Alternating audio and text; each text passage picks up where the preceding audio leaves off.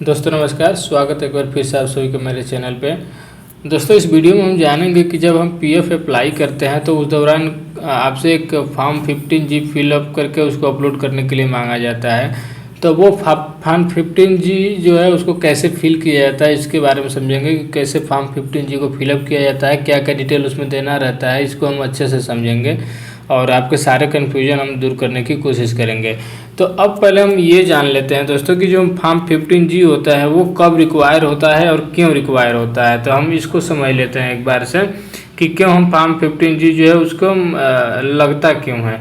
तो देखिए, जब हम पीएफ होता है यानी कि जो प्रोविडेंट फंड होता है, जब हम उसको विड्रॉल करते हैं यानी उसमें से जब हम पैसा निकालते हैं तो उसमें हम फॉर्म 15G तब हम यूज लगाते हैं जब हम चाहते हैं कि जो टीडीएस होता है यानी कि टैक्स डिडक्टेड एट सोर्स जो होता है वो ना कटे, हमारे पैसे से टीडीएस ना कटे। तो उस टीडीएस ना कटे उसके लिए कुछ शर्तें होती हैं, उसको हमें पूरी करनी होती है। तो अब फॉर्म 15G कब लगता है कि देखिए, जब आपका जो सर्विस होता है यानी कि जब जो जिस कंपनी में भी आप काम किए हो तो वो काम का जो ड्यूरेशन है अगर वो आपका 5 साल से कम है तो पीएफ विड्रॉल करने पे यानी कि पीएफ का पैसा निकालने पे कोई टैक्स नहीं लग सकता है। तो फॉर्म 15G भरने से पहले आप डिक्लेयर करते हैं कि आपकी टोटल साल की इनकम जो है वो टैक्सेबल लिमिट से कम है, इसीलिए टीडीएस ना काटा जाए। इसीलिए हम टीडीएस का एक फार्म भर के हम जमा करते हैं उसमें कि हमारा जो अमाउंट है वो टीडीएस के लिए अप्लीकेबल नहीं है, इसलिए इसमें से टीडीएस ना काटा जाए। तो अब देखिए इसमें होता क्या कि आपकी जो टोटल एनुअल इनकम है उसकी कुछ लिमिट होती है। जैसे कि 60 साल से कम उम्र के लिए अगर हैं तो उनके लिए 2.5 लाख की लिमिट होती है। अगर 60 से 80 साल के बीच के हैं तो जैसे सीनियर सिटीजन है तो उनके लिए 3 लाख की लिमिट होती है। और 80 प्लस के लिए जो सुपर सीनियर सिटीजन होते हैं उनके लिए 5 लाख की लिमिट होती है। तो अगर आपकी इनकम इस लिमिट से कम है तो फॉर्म 15G से टीडीएस जो है बच सकता है, इसीलिए फॉर्म 15G भर के हम जमा करते हैं। तो अब जो विड्रॉल अमाउंट जो है तो दोस्तों वो 50,000 या उससे ज़्यादा हो। जैसे हमारी जो पूरी सर्विस है वो 5 साल से कम है, लेकिन जो हम पैसा जो विड्रॉल करें हैं वो अमाउंट जो है विड्रॉल अमाउंट 50,000 से अगर ज़्यादा होता है तो उस दौरान हमें फॉर्म 15G फिल करना होता है ताकि टीडीएस न काटा जाए। और अगर हमारा सर्विस जो है दोस्तों 5 साल से ज़्यादा है तो उसमें हमें फॉर्म 15G भरने की आवश्यकता नहीं होती है, क्योंकि अगर 50,000 से और अगर 5 साल से ज़्यादा की सर्विस है तो फॉर्म 15G की वैसे भी ज़रूरत नहीं होती है। और अगर हमारा विड्रॉल अमाउंट जो है अगर 50,000 से कम है तो वैसे भी फॉर्म 15G की ज़रूरत नहीं पड़ती है। तो ये इसके कंडीशन होते हैं कि फॉर्म 15G कब लगता है कब नहीं लगता है। तो यहाँ पे देख सकते हैं ये फॉर्म 15G का एक है, इसको ही हमें फिल करके इसको प्रिंट आउट करके इसको फिल करना रहता है। फिल करने के बाद फिर इसको स्कैन करके और जब हम पीएफ विड्रॉल करते हैं तो उसमें इसको लगाना होता है। तो अब इसमें कैसे फिल करते हैं उसको हम समझेंगे कि क्या क्या इसमें फिल करना रहता है। तो इस देखेंगे ये इनकम टैक्स रूल्स 1962 के लिए ये फॉर्म नंबर 15G है, जो कि टीडीएस के लिए वैल्यू है, ये अप्लीकेबल होता है कि टीडीएस ना काटा जाए, उसके लिए हम ये भर के इसको हम लगाते हैं। तो इसके ये इसमें देखेंगे यहाँ पे वो एक पार्ट 1 है, तो एक ऊपर पार्ट 1 दिया हुआ है, इसके नीचे एक पार्ट 2 दिया हुआ रहता है, यहाँ पे पार्ट 2 है। तो ये जो पार्ट 2 है पार्ट 2 हमें नहीं भरना रहता है, केवल हमें जो पार्ट 1 दिया हुआ है इसमें वो पार्ट 1 ही हमें फिल करना रहता है। बाकी पार्ट 2 जो होता है वो ईपीएफ के जो अधिकारी होते हैं उनको फिल करना रहता है। तो हमें बस पार्ट 1 जो है उसी को फिल करना रहता है। यहाँ पे पार्ट 1 में देख सकते हैं, यहाँ पे कई सारे यहाँ पे डिटेल आपको दिए हुए हैं और इसी को आपको फिल करना रहता है। तो अब इसमें कैसे क्या क्या फिल करना होता है वो हम समझते हैं। तो सबसे पहले यहाँ पे पार्ट 1 में देखेंगे तो सबसे ऊपर 1 नंबर में दिया हुआ रहता है आपका नेम ऑफ एसएससी, यानी कि जो डिक्लेरेंट हैं जो आप जिनका हम पीएफ अप्लाई कर रहे हैं तो उनका यहाँ पे नाम भरना रहता है, यहाँ पे आपको नाम भरना रहता है। उसके बाद पैन ऑफ एसएससी यानी उनका पैन नंबर आपको यहाँ पे डालना रहता है 2 नंबर में। 3 नंबर में यहाँ पे दिखा रहा है कि स्टेटस, तो स्टेटस का मतलब यहाँ पे डालना होता है आपको इंडिविजुअल, तो आप इंडिविजुअल या फिर एकल आप यहाँ पे डाल सकते हैं।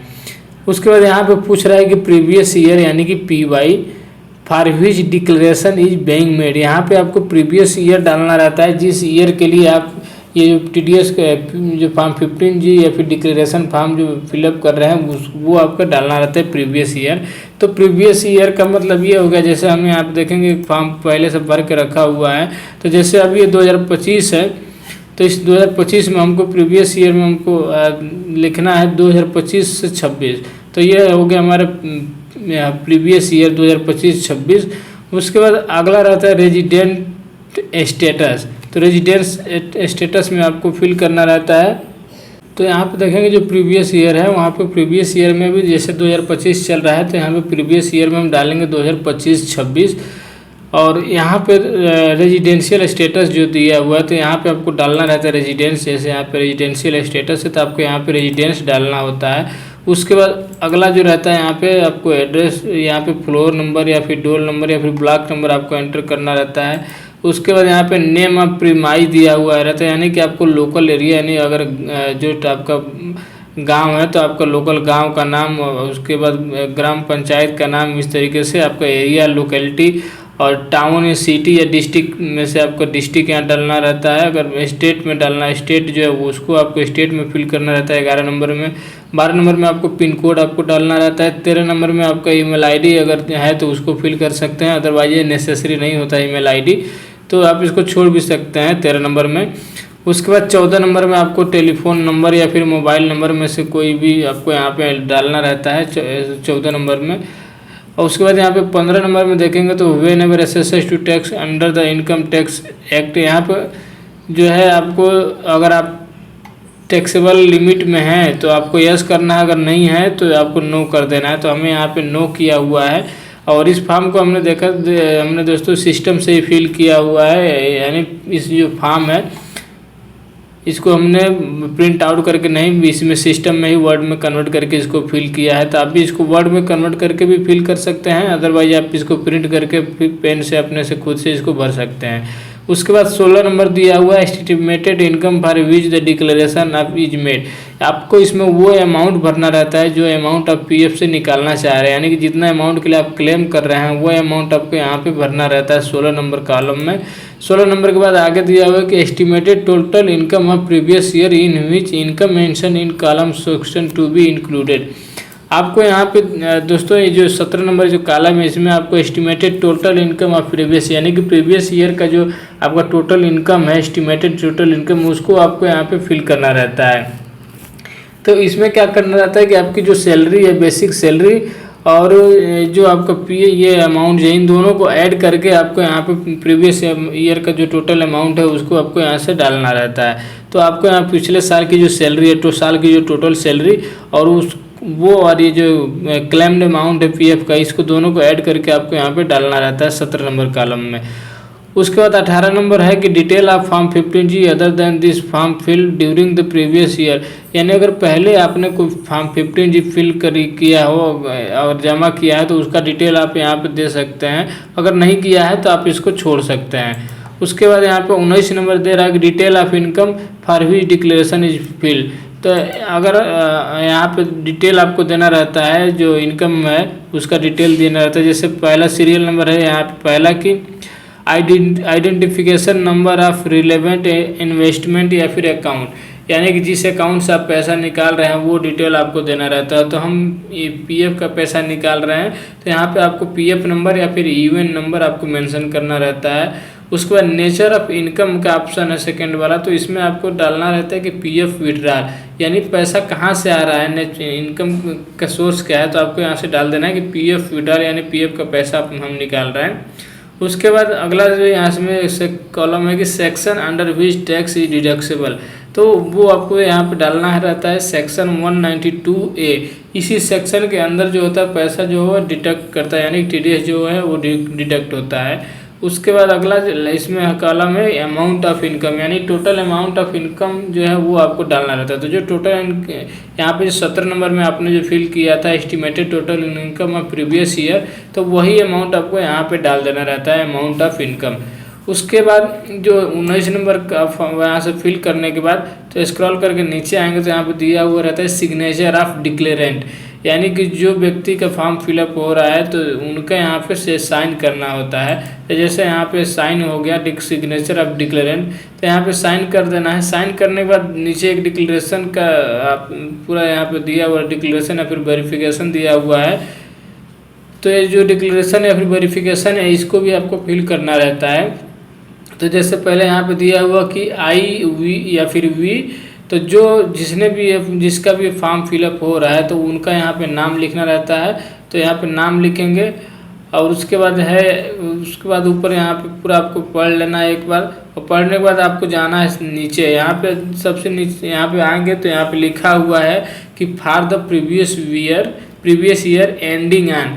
तो अब यहाँ पे आपको डेट डालना रहता है, जैसे आपका प्रीवियस ईयर कब एंड हो रहा है। जैसे अभी प्रीवियस ईयर आपको क्या चल रहा है, जैसे आपने यहाँ पे डाला है प्रीवियस ईयर 2025 से 26, तो 2025-26 का एंडिंग कब है तो वो आपको यहाँ पे डालना रहता है कि प्रीवियस ईयर एंडिंग एंड 31 मार्च 2026। अब दोस्तों ये जो फाइनेंशियल जो ईयर होता है वो अप्रैल से लेके मार्च तक चलता है, फिर अप्रैल से अगली बार फिर अप्रैल से लेके मार्च तक चलेगा। जैसे जनवरी फरवरी से नॉर्मल ईयर शुरू होता है, जनवरी से लेकर दिसंबर तक नॉर्मल ईयर चलता है, कैलेंडर ईयर।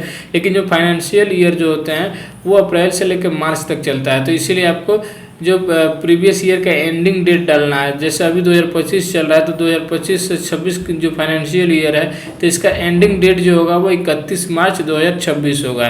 तो आपको यहाँ पे 31 मार्च 2026 डाल लेना है। और रिलेवेंट टू असेसमेंट ईयर, अब उसके बाद असेसमेंट ईयर का मतलब उसका नेक्स्ट जो फाइनेंशियल ईयर होता है उसको बोलते हैं असेसमेंट ईयर। तो यहाँ पे आपको डालना है 2026-27, तो ये 2026 से 27 हो जाएगा। Will be nil, I we also declare that my और इनकम या फिर इनकम से refer to the column section.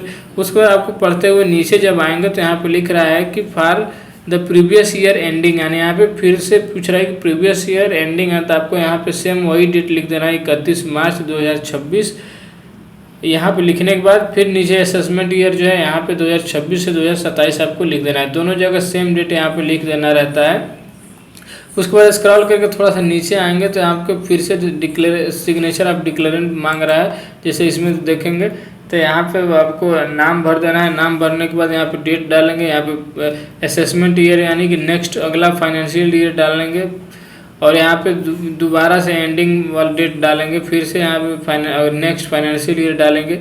उसके बाद स्क्रॉल करके नीचे आएंगे तो यहाँ पे प्लेस और डेट दिया है और राइट साइड में सिग्नेचर ऑफ द डिक्लेरेंट दिया है। तो यहाँ पे आपको अपना साइन कर देना है। उसके बाद यहाँ पे जो भी प्लेस है अपना सिटी का नाम डाल सकते हैं और यहाँ पे करेंट डेट आपको डालना रहता है। तो ये डालने के बाद से आपको इस जो नीचे दिया हुआ है पार्ट 2, तो पार्ट 2 आपको कुछ नहीं करना रहता है। ये पार्ट 2 आपको यहाँ पे देखिए लिखा हुआ कि to be filled by the person responsible for paying the income refer to the in column 16 of part 1।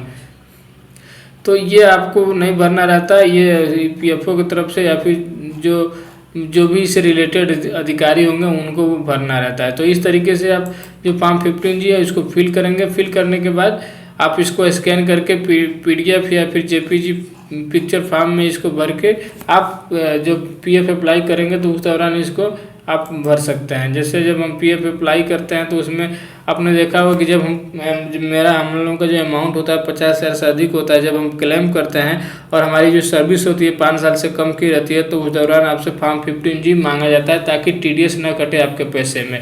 तो अगर आप दोस्तों TDS अगर ये फॉर्म 15G नहीं लगाते हैं तो फॉर्म 15G नहीं लगाने के केस में आपका TDS कर सकता है। अब ये TDS कितना करता है, जैसे कि मान लीजिए कि आपका पैन कार्ड लिंक है और पैन कार्ड लिंक होने के बाद आपका अगर आप फॉर्म 15G नहीं लगाते हैं, पैन कार्ड लिंक है लेकिन फॉर्म 15G नहीं लगाते हैं तो उस केस में आपका लगभग 10% का TDS कट जाएगा, जो भी आपका अमाउंट होगा उस पर। और अगर आपका पैन कार्ड भी लिंक नहीं है और फॉर्म 15G भी नहीं लगा रहे हैं, क्योंकि दोस्तों अगर पैन कार्ड लिंक नहीं होगा तो फॉर्म 15G अपलोड ही नहीं होगा। तो इस केस में जो है आपका वो मैक्सिमम जो टैक्स TDS जो होगा वो कटेगा, जिससे लगभग 34% होता है, तो उतना TDS आपके अमाउंट से कर सकता है। तो यानी कि जैसे अगर 1 लाख का अगर क्लेम कर रहे हैं, 1 लाख का PF अमाउंट आप क्लेम कर रहे हैं तो उसमें लगभग 34,000 रुपये आपका TDS कट जाएगा। तो काफ़ी हैवी अमाउंट आपको डिडक्ट हो जाता है। इससे बचने के लिए आपको ज़रूरी है कि आपका पैन कार्ड जो है आपका PF में अपडेट रहे और जब पैन कार्ड अपडेट रहेगा दोस्तों उसके बाद ही आप फॉर्म 15G है वो अपलोड कर सकते हैं। तो ये है फॉर्म 15G का फॉर्म भरने का प्रोसेस और उससे रिलेटेड जो जानकारी हमने दी। तो दोस्तों अगर वीडियो अच्छा लगा तो वीडियो को लाइक कीजिएगा, मेरे चैनल पर नए आए तो चैनल को जरूर सब्सक्राइब करें और इसी तरीके वीडियो को अपडेट पाने के लिए मेरे चैनल के बेल आइकन को जरूर प्रेस करें।